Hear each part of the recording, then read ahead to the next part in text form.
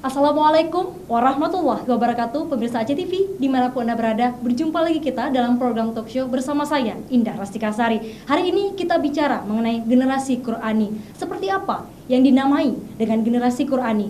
Jika melihat perspektif waktu, bagaimana generasi Qurani masa lalu, hari ini, dan prediksi di masa yang akan datang, dan seperti apa upaya pemerintah dalam mencetak dan membentuk generasi Qurani. Sudah hadir para pakar di studio Aceh TV. Langsung saja kita berkenalan dengan narasumber kita, yaitu saya perkenalkan satu persatu. Di sebelah saya persis ada Ustadz Sulaiman M. Hasan, LCMA, dari Dewan Dakwah Aceh. Assalamualaikum Ustadz. Waalaikumsalam warahmatullahi wabarakatuh. Terima kasih waktunya Ustadz. Ya, sama-sama. Baik, di sebelah beliau guru saya, Profesor Dr. Haji Farid Wajid MA selaku akademisi. Assalamualaikum Prof. Assalamualaikum. Terima kasih Prof waktunya. Alhamdulillah, terima kasih. Terima kasih banyak. Ya. Dan dari unsur pemerintah Aceh ada Pak MK Alidar, Pak, dari Dinas Kepala Dinas Syariat Islam Aceh. Terima kasih banyak Pak waktunya. Alhamdulillah bertemu lagi.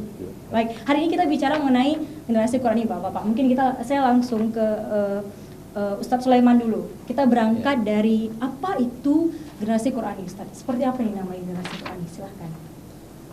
Assalamualaikum warahmatullahi wabarakatuh. Salam. Selamat sore semua pemirsa Aceh TV di mana saja berada. Pertama kita bersyukur kepada Allah, selawat dan salam kepada baginda Rasulullah Sallallahu Alaihi Wasallam. Mencermati apa itu generasi Qurani. Generasi Qurani saya melihat ada 3 komponen penting yang apabila pada seseorang itu dia harus terpaut dengan Al-Quran. Yang pertama hati, yang kedua akal, dan yang ketiga fisik. Hati itu bagaimana seseorang itu dia selalu menghafal ayat-ayat Al-Quran dan selalu murajaah, membiasakan dengan membaca Al-Quran. Kemudian yang kedua hati, itu bagaimana yang kedua pikiran, itu bagaimana sumber inspirasi, sumber ilmu itu harus berdasarkan kepada Al-Quran. Jadi kalau misalnya orang dia ngomong sesuatu kalau bertentangan dengan Al-Quran, berarti itu kan patut kita curigai kan. Artinya inspirasi dia itu berasal dari Al-Quran. Itu yang kedua.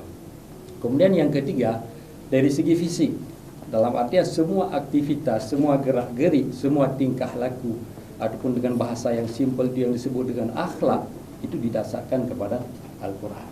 Makanya ketika sahabat bertanya kepada Aisyah, bagaimana akhlaknya Rasul? Kemudian Aisyah menjawab, kana khuluquhul Quran wa ka'anna al-Quran yamshi 'alal ardi. Akhlaknya Rasul itu Al-Quran, dan seakan-akan Al-Quran lah yang berjalan di atas muka bumi. Jadi simpelnya semua sesuatu itu didasarkan kepada Al-Quran. Maka kalau itu ada, maka itulah disebut dengan karakter ataupun generasi Qurani. Masuk 3 kriteria tadi berarti Ustaz. Itu dalam pandangan saya. Nanti kan ada juga pandangan-pandangan lain atau profesor-profesor lain, itu bebas. Tapi yang inti saya melihat 3 komponen tersebut. Baik, dari hati, akal, dan juga fisik. Ya. Baik, saya sebelum ke yang lain ini ada yang menarik juga hari ini Ustaz. Kemudian hari ini seakan-akan kemudian yang terjadi dalam masyarakat kita, ilmu ketika orang mempelajari kemudian Quran itu seakan-akan eksklusif Ustaz. Kemudian menjadi dakwah saja misalkan. Tapi bagaimana ini kita mensinkronkan? Misalkan contohnya dia dokter tapi juga dia penghafal Al-Quran. Dia politikus tapi juga dia mengerti Al-Quran. Jadi bagaimana kemudian kita bisa, atau simpelnya bagaimana mungkin menumbuhkan ini dari sejak dini misalnya Ustaz, silahkan. Dan itu yang lebih bagus ketika bisa mengkombinasikan antara ilmu Al-Quran dengan ilmu yang lain. Maka kita bisa melihat ada contoh anak kita yang dari Aceh, dari Sigli, Ustadz Muzammil ya. Ustadz Muzammil dia itu kan dikenal dengan Ustadz Al-Quran dengan bacaan lantunan yang indah, bacaan Al-Quran yang sangat luar biasa. Kalau kita lihat disiplin ilmu yang dia pelajari sekarang, kalau saya tidak salah arsitek. Dia kuliah di arsitek, tetapi di sisi yang lain dia dirindukan bacaan Al-Qur'annya. Kemudian bagaimana kita mempersiapkan sejak dini, di usia dini. Kalau misalnya untuk mempersiapkan di usia dini, itu harus diawali bahkan sebelum dari kandungan. Tapi saya mulailah dari kandungan dulu. Misalnya persiapan itu harus sudah dimulai ketika sang ibu ini hamil. Sang ibu ini ketika hamil dia harus mendengar dan memperdengarkan bacaan Al-Quran kepada janin yang ada di dalam kandungan. Kemudian ketika bayi ini lahir, dan juga harus dibacakan lagi, diperdengarkan lagi bacaan-bacaan Al-Quran.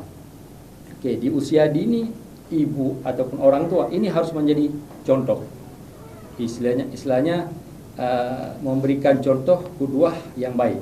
Karena apapun cerita, anak kalau hanya sebatas disampaikan, diceritakan, disuruh, diminta, tapi dia akan melihat orang tuanya dia kerjakan enggak apa yang dia perintahkan. Kalau dia tidak kerjakan, anak ini akan memberontak. Berarti ini ayah atau mama hanya suruh-suruh saja, yuyu mentel. Nah, tetapi dia tidak mengerjakan. Makanya harus diberikan contoh. Oke, ketika di usia dini harus diperdengarkan lagi dengan bacaan Al-Quran. Diperdengarkan bacaan Al-Quran. Kemudian yang lebih penting saya teringat juga kepada Profesor Dr. Haji Imam Suprayogo. Pak Profesor pasti kenal. Beliau itu mantan rektor UIN Maulana Malik Ibrahim Malang. Jadi beliau menyebutkan begini, dan ini juga disebutkan oleh motivator ataupun inspirator yang lain. Kalau kita ingin melihat kepada seseorang itu ataupun kepada generasi, maka harus dilihat kepada dua. Yang pertama, dengan siapa dia bergaul dan buku apa yang dia baca. Oke. Dengan siapa dia bergaul, artinya ketika ibu ataupun ketika orang tua memperkenalkan zat yang maha hebat, artinya memperkenalkan Allah melalui Asmaul Husna, Ar-Rahman, Ar-Rahim, artinya kan sudah terbiasa. Oke, itu yang pertama, dengan siapa dia bergaul. Kemudian yang kedua, apa yang dia baca. Bacaan seseorang itu akan sangat berpengaruh kepada karakter dia. Makanya perlu diperkenalkan kepada anak di usia dini itu kepada bacaan-bacaan yang maha hebat, yang maha benar. Al-Quran itu kan yang maha benar. Sadaqallahul azim. Makanya perlu diperkenalkan kepada anak sebelum diperkenalkan bacaan-bacaan yang lain. Baik, membiasakan Al-Quran sejak janin bahkan. Janin ketika lahir baik. Harus dimulai dari awal. Prof, kita pengen tahu nih Prof, jika kita menilik masa lalu, seperti apa generasi Qurani di Aceh, Prof? Silahkan. Ya. Jadi, terima kasih, Indah. Assalamualaikum warahmatullahi wabarakatuh. Alhamdulillah kita ketemu di sini, para pemirsa sekalian. Saya sebenarnya mau putar ke belakang sedikit, bukan ke masanya, tapi masa sekarang yang negatif. Baru-baru ini saya membaca rakyat Indonesia, bangsa Indonesia, umat Islam Indonesia 65% buta baca Al-Quran. 65%. Kemudian kalau generasi yang muda tadi, baik yang masuk UIN, masuk Unsiah, itu kan tersaring mereka. Itu 85% tidak bisa baca Quran. Itu masih muda. Kalau itu ditanyakan, dari situ kita mulai kan. Sebenarnya maksudnya tidak langsung ke depan dulu. Kita melihat kondisi hari ini. Mungkin judul ini tepat sekali dan lebih parah. Kondisi ini yang kita mau tanya bagaimana ini jalan keluarnya kan. Nah, jadi kalau tadi idealnya sampaikan oleh Ustaz Sulaiman, bagaimana yang idealnya generasi Qurani. Nah, itu kan sepertinya hari ini ada sangat sedikit. Katakanlah tadi 10 sampai 15% dari produk nasi kita sekarang. Jadi berarti kita harus bertukuh lumus mau keluar dari kondisi sekarang. Namanya out of the box. Hari ini kita dalam sebuah kotak yang itu gelap gulita. Kita bagaimana mengeluarkan generasi ini sekarang? Teori cukup banyak, praktek sudah dimulai. Jadi katakanlah hari ini ada lembaga tahfidz Quran macam-macam digalakkan oleh pemerintah, tapi itu masih 10 sampai 15%. Nah, jadi kita kembali lagi kepada generasi Qurani. Boleh jadi dia menghafal Quran, membaca Quran dengan bagus, kemudian menjiwainya, mengamalkannya. Minimalnya dia menjadikan Quran sebagai pedoman. Kalau disuruh pilih Quran atau pilihan lainnya, dia tetap pegang Quran nomor satu. Nomor wahid itu, baru yang lain. Karena ini memilih ini ada kaitan dengan itu dia, jiwa dan watak dia, siapa dia sesungguhnya, apakah mukmin atau abal-abal, dan ini menentukan tiket di surga. Kalau pilih yang lain, paling-paling aman nyaman di sini, senyum-senyum sini, dia dapat hak-hak sebagai apa tukang pilih-pilih itu bisa saja. Tapi ini masalah sebenarnya untuk umat Islam. Kembali lagi, persoalan hari ini adalah itu tadi. Jadi bagaimana sekarang sudah banyak langkah dilakukan oleh pemerintah khususnya dan juga oleh masyarakat secara umum. Dan secara mandiri seperti berlomba-lomba. Ini satu masalah kan. Karena ini kebajikan mereka juga. Kembali kepada generasi. Generasi itu satu komunitas, satu zaman. Apakah ini generasi tua, misalnya kami generasi tua, malah kalau dilihat secara induk bahasa sekarang, saya menemukan banyak di Google. Kalau kami yang lahir tahun 60-an, 70-an itu disebut satu generasi X. Hebat dianggap, dan itu kesimpulan saya baca itu. Kemudian yang lahir tahun 80-an, 90-an generasi Y. Kemudian yang lahir dari 2000 sampai 2015 generasi A, Alpha. Kemudian dan seterusnya generasi Z. Itu yang tadi generasi Z yang lahir 2015 sampai sekarang generasi A, Alpha. Jadi itu generasi full dengan teknologi. Jadi maksud generasi satu angkatan. Jadi kembali lagi generasi idealnya tadi yang gambarkan generasi masa Nabi. Itu sangat ideal. Bagaimana mereka itu boleh jadi langsung hafal Quran, tetapi mereka itu menjadikan Quran sebagai pedoman full dalam berbagai aspek kehidupan. Jadi hari ini boleh jadi dia hafal Quran, boleh jadi juga cadel-cadel baca Quran, bertangak-tangak baca kan. Tetapi kalau dia pegang benar, karena dia kan mungkin latar belakang tadi. Kalau idealnya mulai dari kandungan dia sudah ada bacaan itu. Waktu kecil dia ada bacaan itu. Anak-anak sekarang waktu ada hafal Quran. Kita lihat di video-video kan. Itu ideal sekali. Tapi bagaimana generasi sekarang kita comot, ambil tamat SD tidak pernah dengar Quran, tamat SMA tidak pernah Quran. Itu bisa. Kita harus selamatkan mereka dengan cara-cara, nanti ada banyak cara untuk menyelamatkan mereka. Di samping tadi saya sebut membaca satu artikel, bukan berita, itu Ridwan Kamil, gubernur di Jawa Barat, dia satu kampung satu hafid, dia dikasih biaya. Dulu di Jember ada seorang bupati, 2 juz dia bebaskan semuanya, itu bagus. Kemudian saya pulang dari Aceh Tenggara menuju Galus. Begitu memasuk kota Blangkajiret, tulisannya selamat datang di kota 1000 hafid dan 1000 bukit. Itu bagus. Kemudian saya baca lagi berita di Aceh, di Subuh Salam sudah menyiapkan hafid Quran 280 orang. Ini langkah-langkah tadi. Kita setuju. Terus bagaimana dengan pihak-pihak misalnya ini nanti akan giliran nanti ke PMK juga Prof. Jadi bagaimana apakah nanti akan dibentuk juga satu kampung berapa hafiz misalkan. Tapi tadi Prof, please Prof, caranya seperti apa Prof? Generasi Alpha 65% bahkan yang tadi yang Prof katakan lah sangat-sangat sedikit kemudian yang terbentuk generasi Qurani. Seperti apa cara-caranya di tengah gempuran? Generasi Y dengan generasi Z ini yang masalah angkatan-angkatan ini yang disebut hari ini. Mereka ini yang kita bahasa kita lah mualaf dengan Qurannya kan. Jadi sekarang kan persennya sudah jelas. Kalau yang satu generasi tadi itu 85% usia kan 2 kali dia, sampai guru-guru agama marah-marah. Kami memang data ada di UIN itu pada saat saya pimpinan di sana, kan masuk ke ma'had. Jadi dites dari nol sampai semuanya ada data lengkap. Itu bisa dibuktikan, jangan nanti marah kepada kami. Ini adalah semua data yang akurat, masuk ke UIN saja seperti itu, apalagi masuk depan lain. Jadi itu adalah generasi yang tadi disebut generasi X dengan generasi Z di situ dia, 2 generasi. Jadi kalau tadi satu generasi Qurani boleh, tapi kita tidak melihat terpisah sekarang. Semuanya harus menjadi generasi Qurani.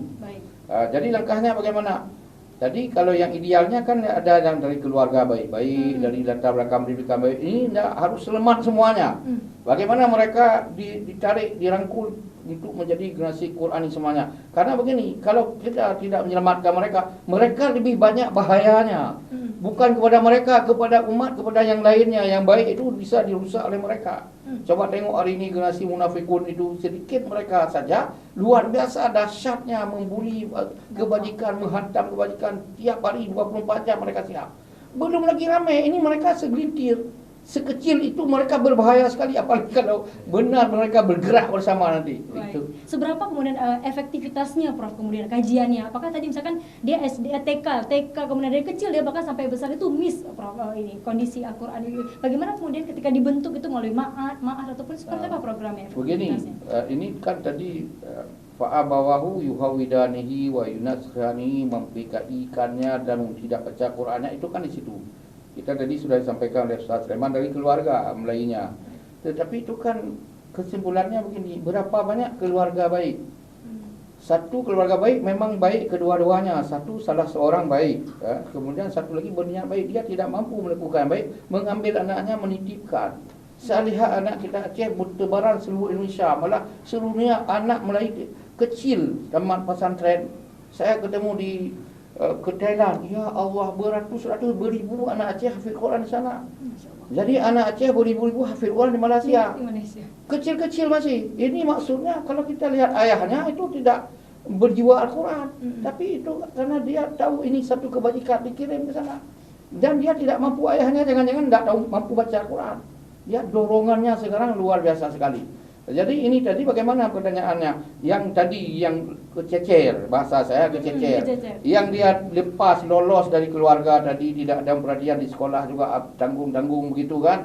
Dan pemerintah juga lepas dia seperti anak jalanan lah begitu. Tapi ini kita tidak masuk anak yang sudah di pendidikan saja, itu tidak bisa diberi yang banyak kepada mereka. Tapi bagaimana sekarang kalau ada program-program tadi dengan katakanlah beasiswa kah, dia pre ini pre itu, kami di UIN kan membuat pre ini pre itu pada tahap awal 5 juz dia hafal, dia pre SPP. Kemudian kami tahun depan makin banyak ini, kita naikkan 10 juz. Makin banyak makin rugi kita kan, makin banyak yang tidak bayar itu makin udah kita naik 15. Hari ini 20 juga masih banyak. Berarti ada barang itu mau berlomba. Ada anak tanya saya, bagaimana Pak Rektor, saya nih tidak ada uang, saya begini, oh hafil Quran aja, hafil Quran kamu. Semester depan kamu harus bisa hafil Quran sekarang, saya jamin Anda pre sampai tamat. Begitu saja caranya. Itu cara yang paling mudah kan, untuk memberi dorongan begitu. Baik, benar yang bicara program nanti ke Pak MK, tapi kita berhenti sejenak, program Bapak, kita masih akan kembali pemirsa setelah yang satu ini.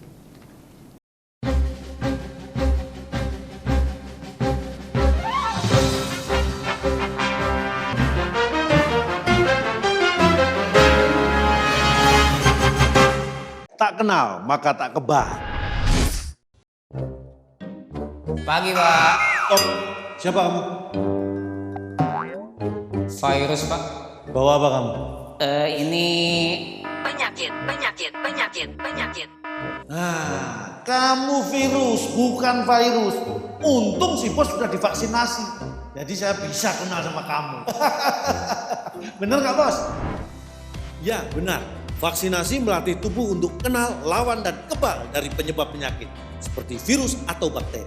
Sebelum digunakan, vaksin seperti vaksin COVID-19 akan diuji klinik, dipastikan keamanan, khasiat, dan mutunya oleh Badan POM dan para ahli. Tetap memakai masker, menjaga jarak, mencuci tangan secara rutin. Ingat, siap divaksinasi saat vaksin siap. Tarik sis, semongko.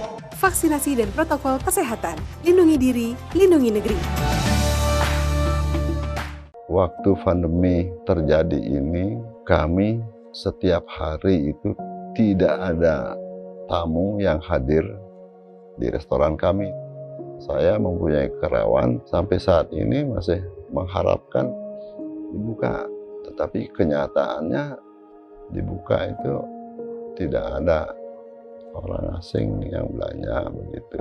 Karena Bali itu harapan satu-satunya cuma industri pariwisata.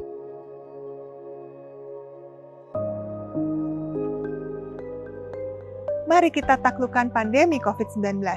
Sukseskan vaksinasi, tetap disiplin protokol kesehatan terutama 3M, memakai masker, menjaga jarak, dan mencuci tangan. Kesehatan pulih, ekonomi bangkit.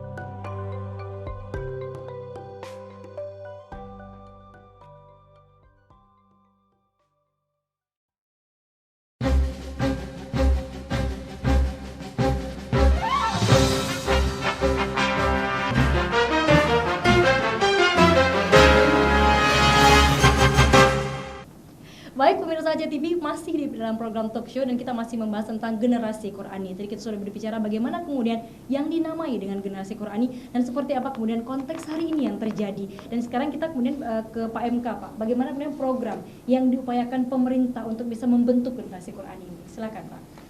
Baik, terima kasih yang kami hormati Bapak Profesor Pak Sulaiman.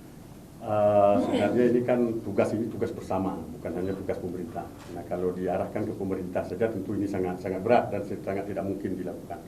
Nah, tadi sudah disinggung oleh Bapak Prof bahwa ini keluarga, benteng utama dasar itu di keluarga. Terkadang memang banyak keluarga kita abai terhadap hal-hal seperti ini, abai, dan ditambah lagi dengan pengaruh-pengaruh teknologi. Nah, sekarang kan anak-anak kita kalau kita suruh pilih mungkin untuk membaca Al-Quran dengan main game, mungkin ada 70% atau mungkin lebih akan memilih memain game. Nah, untuk itu tentu ini gerakan bersama pemerintah, masyarakat dan semuanya. Nah, kalau dari sudut program, tadi sudah disampaikan bahwa semua kabupaten kota mereka berlomba-lomba untuk mengadakan hafiz ini. Hafiz satu kampung, satu hafiz. Itu di Benar Meriah juga begitu, Prof. Benar Meriah juga, Takengon juga. Nah, kalau di provinsi kita juga mendidik imam hafiz. Tahun lalu kita sudah mendidik di daerah Kaju, Bro, ada sekitar 35 orang, dan itu ada beberapanya memang tembus 30 juz, ada beberapanya di 10 juz. Kemudian tahun ini juga kita sedang mendidik imam hafiz di Longna, sekitar 23, karena memang ini secara finansial agak berat juga bebannya, Bro, kalau untuk mendidik ini, karena yang pertama dia sekitar 10 bulan, angkatan pertama dulu 10 bulan, angkatan kedua yang sekarang ini hanya bisa 6 bulan, Bro. Nah, 6 bulan, tapi tetap kegiatan-kegiatan seperti ini, hafiz ini tetap kita lakukan. Nah, di samping itu tentu pemerintah melalui kampung juga menghidupkan TPA, dan itu kan bisa dibayar honornya oleh kampung itu. Nah, itu jangan dilihat bahwa itu bukan dari program pemerintah. Jadi semuanya sebenarnya sudah bergerak. Kalau ada orang tua yang tidak misalnya mampu tadi mendidik anaknya mengaji sendiri, atau dia karena capek bekerja siang, tidak mampu lagi untuk mendidik anaknya membaca Al-Quran malam, itu kan bisa di TPA, bisa dititip di tempat-tempat, dan itu difasilitasi oleh pemerintah. Memang dalam hal bidang agama ini mungkin kita harapkan ideal, mungkin tidak, Bro. Kita harapkan ideal, misalnya seperti ini contohnya. Kalau seseorang mengajar di sekolah, maka dia akan dapat finansial misalnya 3 juta rupiah. Tetapi di kampung ini mungkin nggak setara dengan itu. Makanya dalam hal pergerakan-pergerakan di bidang agama ini lebih banyak ikhlas beramalnya, lebih banyak mengharap pahala akhiratnya ketimbang dunianya. Nah, kami selalu dalam setiap pertemuan sering dipertanyakan, pakan beda kebahagiaan agama dengan bahagian lain. Nah, mungkin honor kado saja itu akan berbeda jauh dengan honor tengku imam. Padahal posisi imam itu yang mengajar anak-anak kita di kampung itu sangat vital. Nah, bahkan kadang lebih berat tugasnya dia dibanding tugas perangkat desa yang lain. Nah, mungkin ini perhatian lebih mungkin ke depan dari kita semua, dari pemerintah juga, pemerintah kampung, kabupaten dan seterusnya. Karena ini sering dikeluhkan oleh teman-teman di lapangan. Nah, bagaimana kita mendidik generasi Qurani sementara minyak untuk mendidik itu tidak ada? Nah, kan itu salah satu problem. Ini problemnya besar ini. Ini besar problem ini.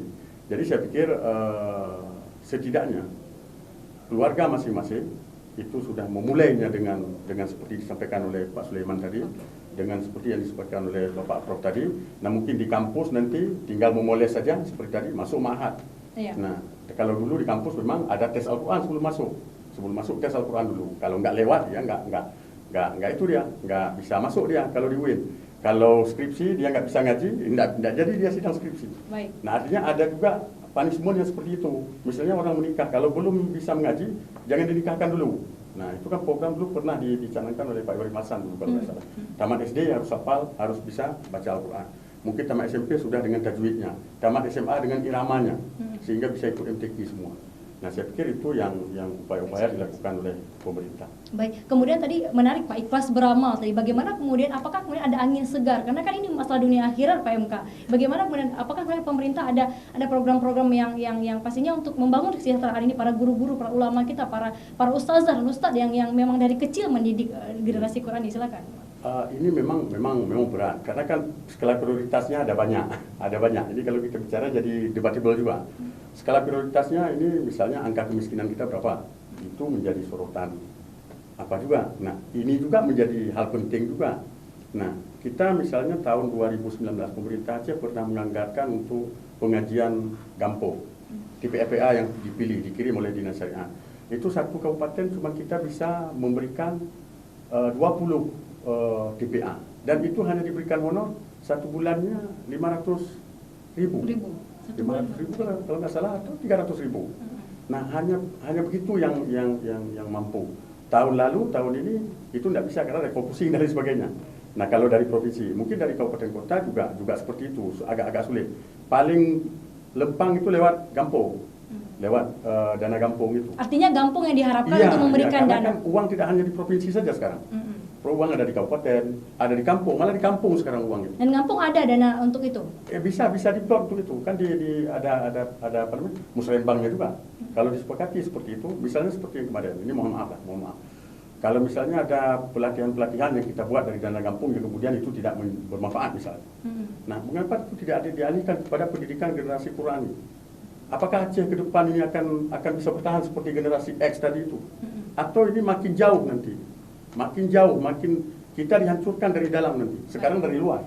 Nah nanti lama-lama dari dalam ini. Nah jadi ini semua kita harus membentengi ini semua. Tentu pemerintah tidak akan mampu sendiri. Tentu secara bersama swadaya, keluarga dan masyarakat semuanya. Tapi artinya pemerintah provinsi bisa mendesak kan Pak Gampong untuk bisa mengeluarkan misalkan anggaran-anggaran tadi misalkan yang Bapak katakan tidak kemudian tidak terpakai. Ya tentu koordinasinya dari Dinas Pemberdayaan Gampong, Dinas DPMG nanti dengan kabupaten kota. Nanti kan ada struktur anggaran itu kan ada jelas. Cuma Dinas Syariat kan tidak paham struktur itu. Karena tapi artinya Dinas Syariat juga bisa mendesak. Iya. Mungkin dan sudah ke arah sana. Beberapa kabupaten memang melakukan itu. Melakukan itu, cuma dikomplain. Kenapa sedikit untuk yang bidang ini, untuk yang lain agak lebih besar. Nah, bagaimana kita menggerakkan ini secara cepat kalau memang minyaknya saja kurang. Nah, kan begitu. Di sisi lain minyaknya banyak.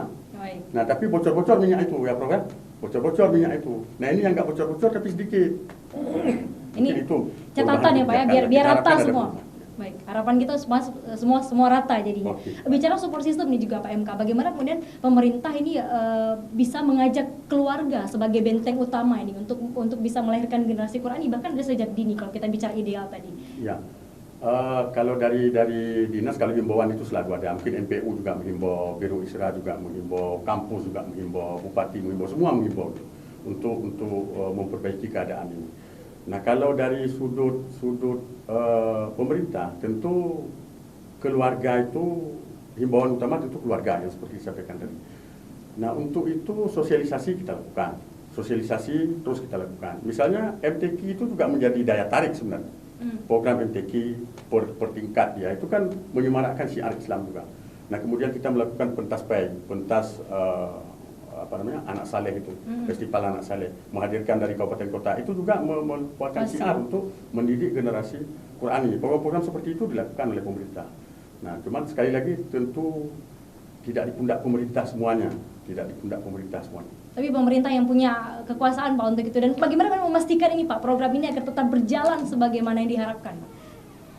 Ya seperti tadi, kalau di provinsi sesuai dengan tupoksi provinsi. Nah, kalau masuk ke bawah sekali itu memang kewenangannya di kabupaten. Baik. Itu kewenangannya di kabupaten. Jadi sebenarnya ini kabupaten lebih di depan kabupaten. Nah, tadi ada dana kampung, mungkin koordinasinya dengan DPMG. Ya, nah itu mungkin bisa saja diformulasikan sehingga memang untuk hal-hal yang seperti ini juga menjadi titik perhatian. Tidak ada makna juga yang lain-lain ini, pembangunan ini bagus kalau ini akhlak dan mental generasi kita rusak. Yang sudah jadi itu nanti dirusak semuanya. Oke. Nah, jangan sampai tadi yang sedikit tadi menghancurkan yang lainnya ya Prof ya. Bagaimana kemudian PMK ini kan arus negatif banyak sekali. Tadi kita bicara game juga. Ini bagaimana kemudian pemerintah bisa membendung Pak arus-arus itu, misalkan tadi apakah kemudian ada program-program yang khusus misalkan mesasar kepada gadget ataupun seperti itu yang lebih dekat dengan hari masyarakat hari ini? Itu sekarang kita lagi sedang menyiapkan konsep sosialisasi untuk membendung atau mengapakanlah narkoba dan game. Ada dua hal ini. ada dua hal yang sekarang menjadi sorotan publik. Yang pertama narkoba, maksudnya lolosnya 2,5 ton itu kan berat. Nah kemudian kemarin lagi lolos lagi. Nah itu jadi itu satu sasaran. Nah kemudian yang kedua ada game tadi. Nah game tadi itu menurut pakar itu malah lebih merusak ketimbang narkoba itu. Karena dia tidak lagi nih, dia bisa merusak dan ada juga yang mati karena ini. Dia ketagihan. Nah pemerintah sekarang ya kalau dinas syariat bergeraknya tentu melakukan sosialisasi dengan menurunkan mungkin nanti lagi-lagi kami susun ya, menurunkan misalnya dai-dai. Tapi untuk menjangkau seluruh Aceh juga bukan hal mudah itu. Nah mungkin ada beberapa titik yang kita kirim ke sekolah, kita kirim ke sekolah-sekolah tertentu, nanti kita kirim dai kita ke sana untuk memberikan tausiah kepada anak-anak didik kita. Mungkin hari Senin ketika apel dan lain sebagainya. Cuman terus terang itu tidak bisa dilakukan untuk, kalau provinsi tidak mungkin menjangkau seluruh Aceh. Nah jadi simultan antara provinsi, kabupaten, kecamatan mungkin tidak ada dana, kampung, dan itu semua bergerak, insya Allah apa yang kita lakukan ini bisa berhasil. Baik, harapan kita semua. Nanti kita minta masukan juga dari Prof dan juga Ustadz, tapi setelah yang jeda satu ini ya. Jangan mana-mana pemirsa, kami masih akan kembali setelah jeda yang satu ini.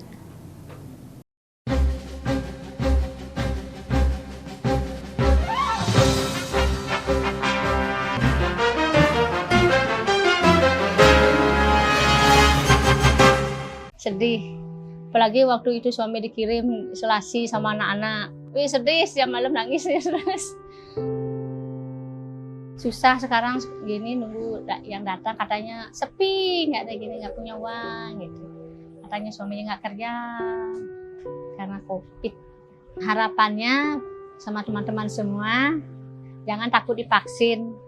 Vaksin itu sehat, semoga cepat normal ya pariwisatanya gitu. Sekarang kita berharap semuanya baik-baik.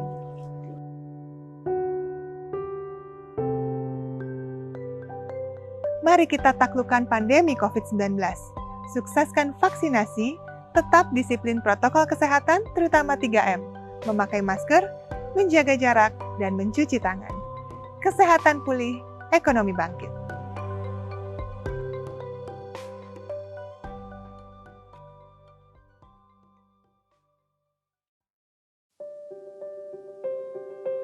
Salah satu upaya untuk bisa keluar dari pandemi COVID-19 adalah dengan melakukan vaksinasi secara bersama untuk pencegahan penyebaran COVID-19. Badan POM menerbitkan Emergency Use Authorization setelah bersama para ahli dalam komite advisory yang mandiri mendapatkan data saintifik hasil uji klinik yang cukup dari aspek mutu, keamanan, dan khasiat untuk vaksin COVID-19 yang digunakan.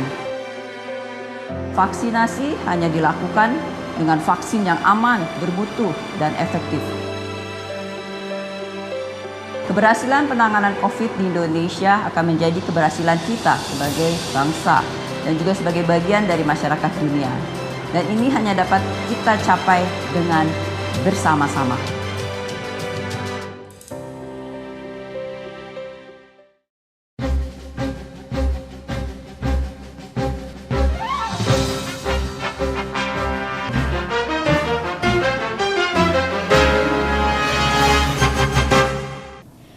Aceh TV masih dengan tema kita hari ini, generasi Qurani. Anda masih menyaksikan talk show Aceh TV. Nanti kita sudah bicara banyak tentang generasi Qurani dan bagaimana kita bisa membendung arus-arus negatif yang bisa menghambat proses terbentuknya generasi Qurani di tengah gempuran saat ini. Mungkin Prof dulu, Prof, masukannya. Bagaimana kemudian kita bisa membendung arus itu, Prof? Silahkan. Ya, terima kasih lagi. Kita begini, nanti masyarakat jangan menjadi sesuatu yang dianggap berat kan. Jadi mereka tidak mesti ke tahfidz Quran, tidak mesti terbayang hafidz Quran, itu bukan. Dia itu menjadikan Al-Quran sebagai pedoman dalam berbagai aspek. Kemudian menjiwai Al-Quran, mau mempelajari Al-Quran, mengkaji Al-Quran, mengambil ilmu dari Al-Quran. Itu Al-Quran sentris lah bahasa kita. Kalaupun dari bacaannya tidak mesti harus begini begitu, kita jangan membebankan. Kemudian tempat-tempat mereka dibina ini tidak mesti juga di lembaga-lembaga khusus. Itu TPA, TQA itu sudah jalan itu. Ini sudah mengambil bahagian. Jadi memang yang formal kan dari pemerintah, tapi masyarakat sudah bekerja itu dengan tanggung jawab masyarakat, dengan tanggung jawab desa atau tanggung jawab keluarga tadi sudah jalan. Tetapi ini kan persoalannya kok masih ada yang tercecer tadi itu. Dari mana dia itu bisa tercecer sehingga hari ini sudah mengakumulasi, mengkristal bahwa jika Indonesia itu orang Indonesia secara umum tidak bisa baca Quran, umat Islamnya itu sampai 65%. Itu baca Quran nol. Tidak sama sekali lah kira-kira. Kemudian generasi muda di Indonesia, di Aceh tadi, kita kembali ke Aceh, hanya generasi tadi, generasi baru ini. Jadi mereka ini adalah pemimpin ke depan. Tapi bagaimana kalau mereka tidak baca saja tidak bisa kan? Tapi kan sekarang bagaimana langkah-langkahnya? Orang sudah jalan sekarang, kita beri lagi semangat. Tadi apa yang disampaikan oleh Pak Kadis Syariah Islam Provinsi, itu saya ketemu di Kadis Syariah Islam Aceh Selatan, Saudara Indra. Dibawa saya ke tempat mereka itu difokuskan hafid Quran dari kecamatan-kecamatan. Memang orangnya sudah bagus-bagus semua. Suaranya sudah bagus semua, sudah bagus. Ada pembinaan terus entah berapa tahun tak tahu saya, tapi ini sebagai jagoan. Dia menjadi guru dan menjadi nanti tampil ke mana-mana. Mungkin ada ikut musabakah nasional atau entah ke mana kan. Mereka sangat itu tadi 24 jam dibina. Ini sudah sangat fokus, ini sudah luar biasa. Tapi kan itu memakan biaya, memakan kebersahajaan. Jangan-jangan orang tidak sempat kemana-mana. Hanya Quran itu pun tidak mesti begitu. Habis energi juga sebenarnya yang hafal Quran tadi. Janganlah hafal Quran sebagai tujuan sebagainya. Tapi Quran itu memang kebersamaan dengan hidup dia. Tapi dia masih boleh kerja lain lagi. Jangan-jangan orang ketakutan kalau terjebak hafal Quran tidak sempat kemana-mana. Paling-paling dalam otak dia jadi imam, jadi musabakah tadi kan. Tapi tidak, ini bahagian. Karena begini kita melihat, kalau disebut tadi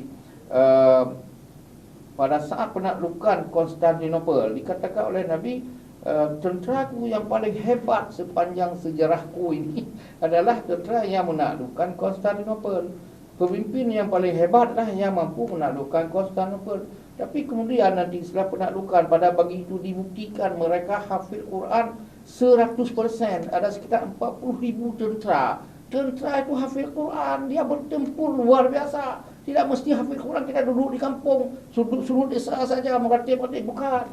Quran itu bagian dari ini yang kita maksudkan generasi Quran. Dia dengan baca Quran dia ada keselamatan, ada pencerahan, ada kekuatan, ada keberanian. Semua ada di situ. Jadi ini yang kita maksudkan. Jadi jangan nanti hanya baca Quran ya, dengan kehidupan dia dengan cara bukan. Ini Quran bukan untuk mencari makan dengan Quran. Boleh jadi menjadi guru boleh, tapi dia tidak mesti di situ dia. Hidup dia ini sebagai persamaan dia lah. Sebagai inilah generasi Quran seperti ini sebenarnya. Tapi karena saya menurunkan dari tensinya, jangan harus 30 juz, harus asal baca saja, mampu dia baca, mengerti arti dia, ada tafsir di tangan. Nah itu, saya begini. Satu ketika kami ada perjalanan ke Turki, Prof Rusdi, Prof Hamid Sarung, kemudian kami masuk sebuah perguruan tinggi umum. Jadi cewek-cewek, cowok-cowoknya duduk-duduk, kami pikir apa Prof Rusdi mengintip apa. Jadi setiap mahasiswa di sana di Turki itu kira-kira 5 tahun lalu, semua wajib ada, bukan wajib, mereka mesti ada dalam tas mereka Quran. Tidak ada kerja baca. Jadi coba periksa mahasiswa kita kalau ada Quran itu kaputung jawab. Jadi itu kata Paul Rusdi, kau tidak ada mana cerita yang kejadian doanya bukan dalam kata mendumtah na Quran. Hana pun dibaca Quran. Niat yang maksudkan generasi Quran ini tadi dia tidak terpengaruh dengan lain. Itu kampus umum, bukan kampus agama, bukan kampus daftar Quran. Pujilah bawa mesoranya ini lagi kan Prof. Yang ke nak ada bekasi. Tapi yang ke ledong modalnya kat walam. Wah, kita jaga tapi ini.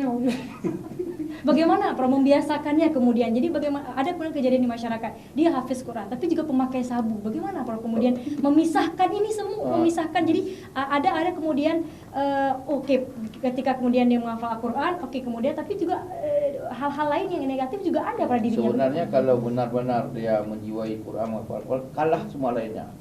Nyawa pun dia mau, dia ada hantu kah dia, ada mau tembak kah dia, tidak takut dia. Tidak ada ketakutan lagi. Faman kami Yahudaya wala khaufun alaihim wala hum yahzanun. Dia tidak akan takut. Kalau itu kan Tabiah Hudayah, itu petunjuk. Jadi firman Tabiah Hudayah, wala khaufun, itu ayat Quran, tidak takut dia. Wala hum yahzanun. Kemudian ada ayat Quran, wala tahinu, kamu jangan merasa takut, wala tahzanu juga, tidak apa-apa, tidak akan mati kamu. Malah orang tua-tua itu karena diam, dia tidak bicara Quran, dia tidak berani. Kalau disuruh pilih-pilih lainnya, pilih Quran, dia mati juga. Mungkin lebih duluan mati yang takut itu daripada yang lawan dia itu. Jadi begitu. Jadi Quran itu memberi keselamatan, ini mukjizat. Nabi saja itu mukjizat. Kan Nabi Musa ada mukjizat, macam-macam Nabi ada mukjizat. Tapi ini adalah yang dahsyat sekali. Quran ini dahsyat sekali mukjizatnya. Kalau kita pegang benar-benar selamat dunia dan akhirat. Jangan ragu-ragu dari tidak ada apa-apa. Tidak akan miskin dengan menjiwai Quran. Baik. Jadi bagaimana mempodomani tadi, balik lagi ke itu ya Prof ya. Ya. Bagaimana seluruh sampai ke darah pun Al-Quran ya Prof ya. Ya. Baik, kita akan lanjutkan kembali para bapak, tapi kita break sejenak dulu. Jangan kemana-mana pemirsa, kami masih akan kembali setelah pesan-pesan berikut ini. Baik, terima kasih.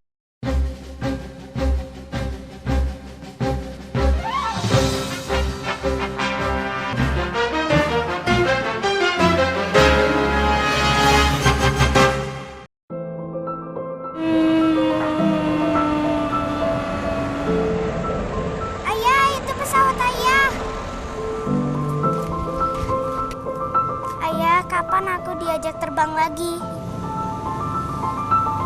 Nanti ya nak, sejak corona penerbangan sangat dibatasi. Nanti kalau corona sudah berlalu, kita jalan-jalan lagi dengan pesan ayah. Sabar ya. Terima kasih Mbak.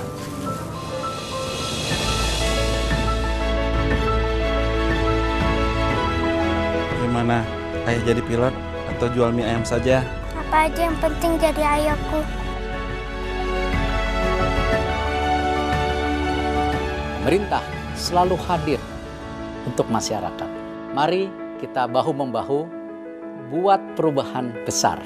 Bergerak bersama untuk kesehatan pulih, ekonomi bangkit.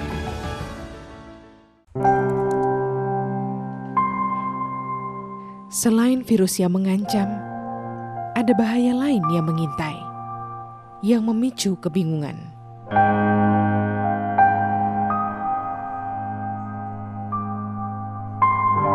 Menghapus rasa percaya,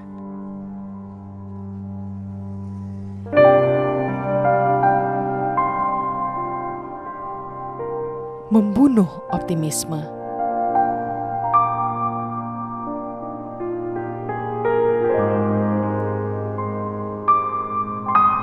Membangun rasa curiga. Ribuan hoaks yang beredar menghambat penanggulangan pandemi. Saring-saring dahulu, sebar-sebar kemudian. Kalau dapat informasi, tahan dahulu. Cek faktanya, baru disebar. Stop hoax dari sekarang. Kesehatan pulih, ekonomi bangkit.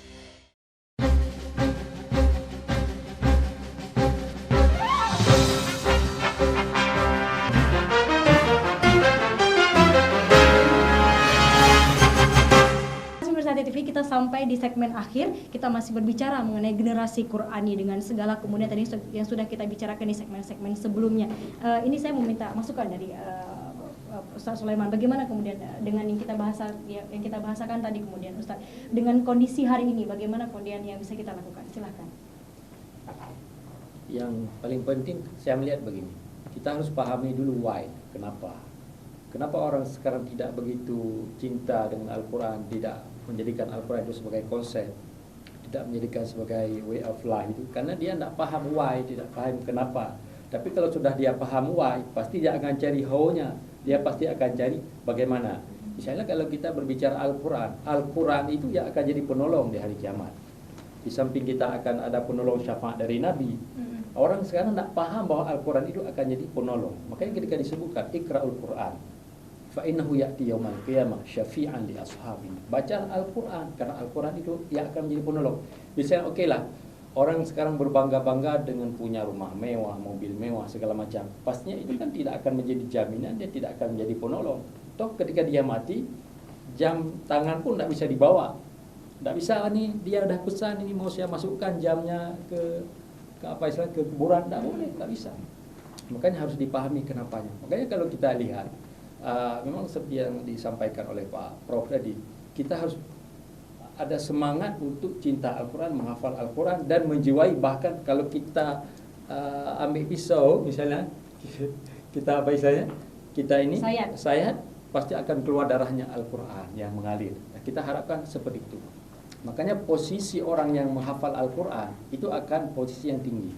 Makanya yuqalu li sahibil Quran iqra wartaqi warattil kama kunta turattilu fid dunya fa inna manzilataka inda akhir ayat takra'uha. Kalau kita banyak membaca Al-Quran, banyak menghafal Al-Quran, pastinya akan ada makam, akan ada kedudukan. Kalau di dunia kita punya VVIP, very very important person, misalnya punya ruang VVIP, ada fasilitas VVIP. Dalam surga nanti itu adanya VVIP untuk sahibul Quran. Bahkan dalam hadis yang lain, al-mahiru bil Quran ma'as safaratil kiramil bararah. Orang yang pandai Al-Quran itu akan bersama para malaikat di dalam surga. Makanya uwai-uwai itu tadi yang harus dipahami oleh semua kita, semua elemen, semua komponen. Semua masyarakat harus tahu why, kenapa Al-Quran.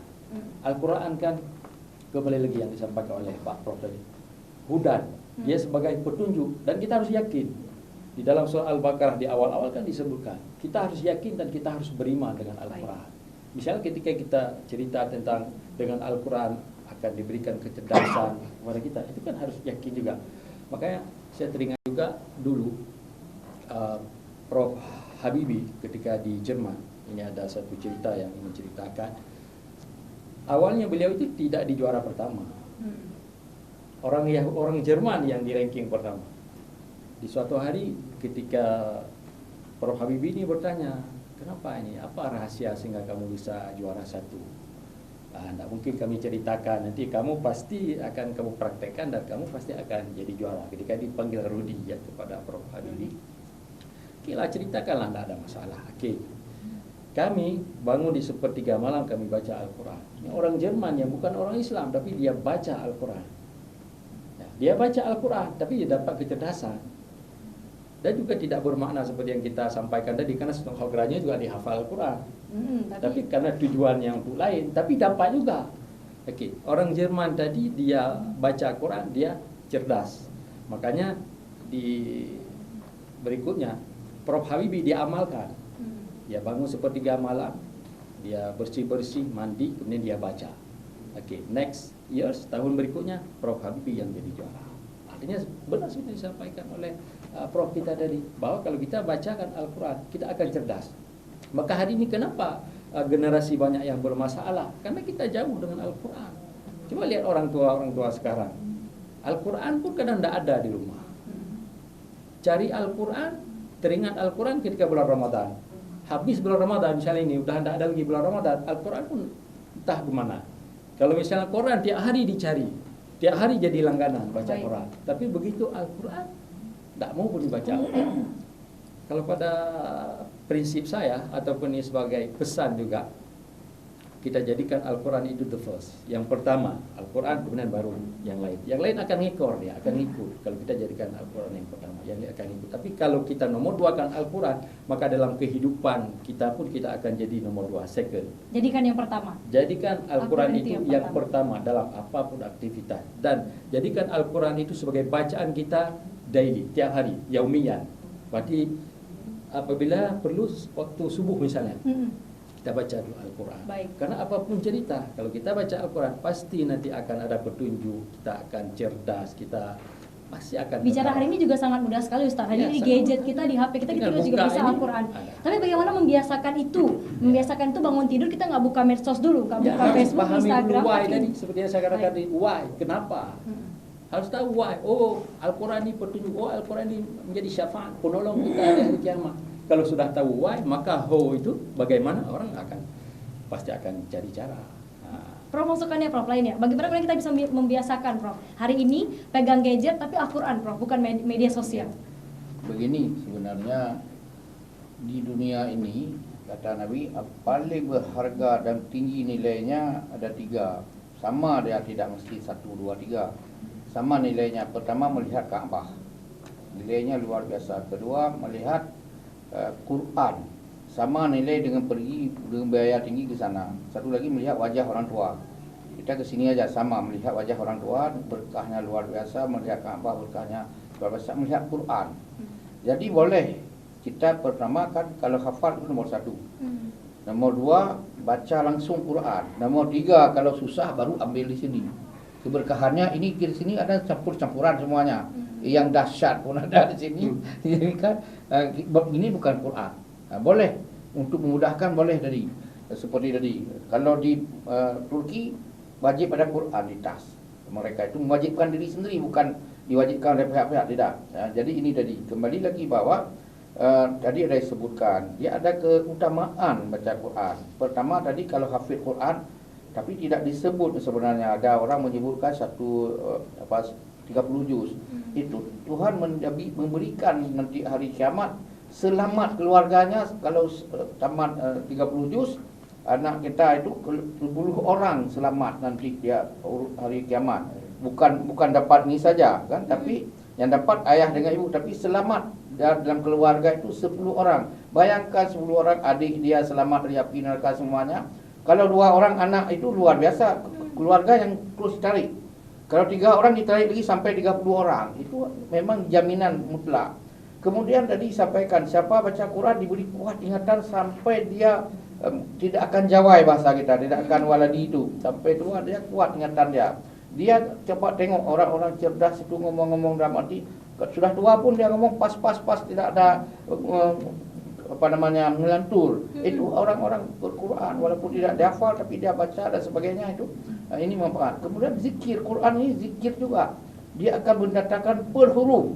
Inilah yang perlu kita sampaikan. Ini per huruf akan membantu kita dalam kubur. Misalnya alif lam mim itu 3, itu membantu kita dalam kubur. Juga tadi sebutkan di hari kiamat dalam kubur ini yang lama sekali kerana beribu-ribu tahun, mereka lah yang warna-warni, mewarna-warnikan, menghidup lampu kelap-kelip kita itu.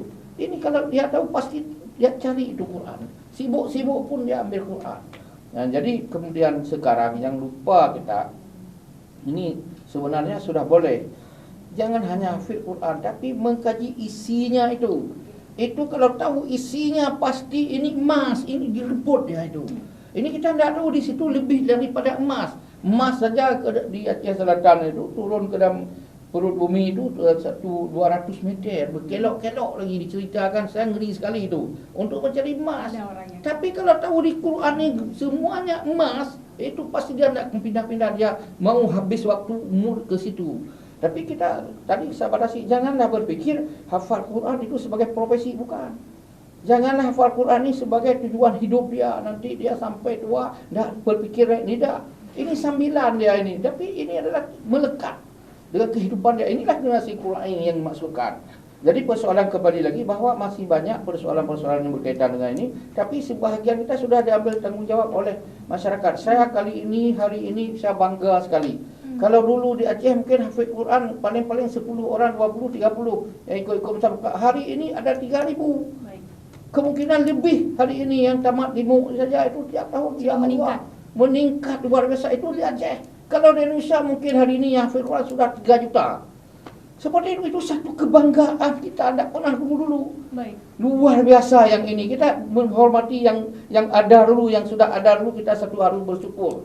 Kemudian yang baru lain bagaimana sekarang? Jangan kita biarkan mereka tersesat. Kalau bahasa Aceh, baik sesat dalam belang, berarti malang. Terima kasih, baik panjang tak dulu. Luar biasa, terima kasih banyak memasukkannya. Terakhir ini sudah sampai di segmen akhir juga, Prof. Dan bagaimana kemudian upaya pemerintah PMK sampai hari ini dan harapannya ke depan, apa yang diupayakan lagi? Silakan. Ya, sebagaimana sudah kami singgung sebelumnya tadi, berarti ini kan peran bersama. Peran bersama. Paling penting itu saya pikir keluarga. Keluarga paling penting. Karena tanpa pengawalan dari keluarga, maka anak-anak kita, generasi kita ke depan ini akan jauh dari Al-Quran. Nah, tadi sudah disebutkan oleh Prof bahwa di mana-mana kampung mungkin rata lorong karena TPA. Kalau Pi dan Yohana sempat lihat pengajaran itu, silakan dihantar. Nah, nanti kampung sudah memberikan honor untuk gurunya. Mungkin listrik pun kita nggak perlu lagi bayar di kampung. Kalau untuk yang seperti ini biasanya masyarakat mau menyumbang, biasanya mau menyumbang. Nah, dan tidak ada lagi alasan, seharusnya tidak ada alasan lagi tidak membaca Al-Quran. Karena semua fasilitasnya sudah ada. di kampung semua ada. Al-Quran malah di mana-mana juga ada. Mudah kita dapati Al-Quran. Saya pikir kita dorong terus masyarakat kita untuk menjaga generasi berikutnya, terutama di lingkungan masing-masing, di keluarga masing-masing, di lingkungan masing-masing, di kampung masing-masing, dan semua kebijakan yang dibuat oleh pemerintah, terutama yang berkaitan dengan tupoksi. Misalnya kami Dinas Syariah, mungkin MAA juga bisa menghimbau, mungkin juga Pak Sulaiman dari Biro Isra, Dinas Daya, MPU, kan ini yang dinas-dinas memang terkait dengan persoalan ini. Nah, nggak mungkin orang PU ini menghimbau ini, nggak mungkin. Nah, jadi kami tetap di pemerintahan, unsur pemerintahan tetap melakukan kegiatan-kegiatan yang mendidik insan Qurani ini ke depan lebih baik sesuai dengan apa yang ada di kami, kan gitu. Nggak mungkin apanya terlalu besar, kompornya terlalu kecil, ya Prof ya. Nah, jadi kita jalan bersama, mudah-mudahan kami yakin tadi sudah disampaikan bahwa jauh lebih baik di generasi sekarang ini. Kalau dari sisi Hafiz tadi, jauh lebih baik dari Hafiz. Dulu waktu Profesor Ibrahim Hasan masih hidup, saya masih kecil-kecil di Aceh Selatan itu pernah beliau tantang itu di Singkil. Kalau ada Hafiz Quran hari ini, saya berangkatkan ke haji. Dan nggak ada waktu itu. Baik. Nggak ada. Nah, ketika masuk almarhum Ustaz Amin, masuk beberapa ini, baru mungkin sekarang ribuan Hafiz di Aceh. Lebih baik artinya ke depan generasi Aceh, generasi Qurani. Iya, iya. Jadi ke depan kan kalau ini terus terjadi, terus berlaku, tempat-tempat pesantren Hafiz Quran juga di mana-mana menjamur. Nah, insya Allah generasi kita akan jauh lebih baik. Saya yakin jauh. Setiap satu rumah harus satu Hafiz ya. Iya. Harapan kita bersama pastinya, ya. PMK. Dan catatan tadi PMK ya, minyaknya harus ditambah Pak, ya. Insentifnya. Baik, terima kasih banyak PMK untuk waktu dan sharingnya. Prof, closing statement ya Prof, silahkan Prof. Ya, memang apapun kondisi kita, Quran itu kan pedoman. Ini dari sini sebenarnya mulai kita beli minyak angin, dikasih pedoman di situ. Beli TV, beli HP lengkap. Jadi masa manusia yang bisa menciptakan semua yang ada sekarang tidak ada pedoman. Jadi ini pedoman di atas semua-semuanya. Jadi kalau kita menjiwai Al-Quran itu berarti sudah masuk dalam petunjuk-petunjuk kita itu kan. Tidak akan sesat itu. Pasti tadi kan disebut kok ada hafid Quran itu menyimpang. Itu ada malaikat yang menjaga, ada petunjuk langsung di situ. Quran itu akan menunjuk, kalaupun ada satu dua dengan alasan-alasan, tapi akan kembali lagi dia. Bayangkan kalau yang jahat itu memang dasar jahat, tidak pernah bertentu Quran, dia terus ditarik kiri terus. Tapi ini pasti ada nanti, akan ketemu lagi dia. Itulah disebut petunjuk tadi.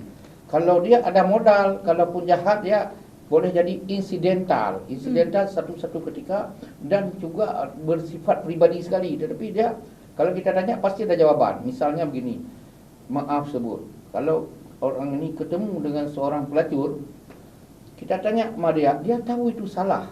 Kenapa juga ini tergelincir? Tolong diselamatkan itu kira-kira. Jadi juga yang tadi, kalaupun dia terlaku salah, tergelincir, Quran bisa menarik balik itu. Tidak mesti kita datang ke situ. Ini kelebihan Quran tadi. Terima kasih. Baik, terima kasih banyak Prof Farid untuk waktu dan sharingnya. Terakhir Ustaz Sulaiman, silahkan. Untuk closing statement, jadilah Al-Quran itu sebagai the first, yang pertama dalam kehidupan kita, dan jadilah Al-Quran itu sesuatu yang dirindui. Jadi kita rindu, kangen. Ketika tidak baca Al-Quran, ada rasa rindu, ada rasa kangen. Dan jadikanlah Al-Quran itu sebagai sumber inspirasi. Baik, terima kasih banyak Ustaz Sulaiman untuk waktu dan sharingnya. Terima kasih juga untuk Anda pemirsa Aceh TV yang sudah menyaksikan kami. Saya Indra Kasari, mewakili seluruh kerabat kerja yang bertugas pamit. Wassalamualaikum warahmatullahi wabarakatuh. Sampai jumpa di episode berikutnya. Assalamualaikum.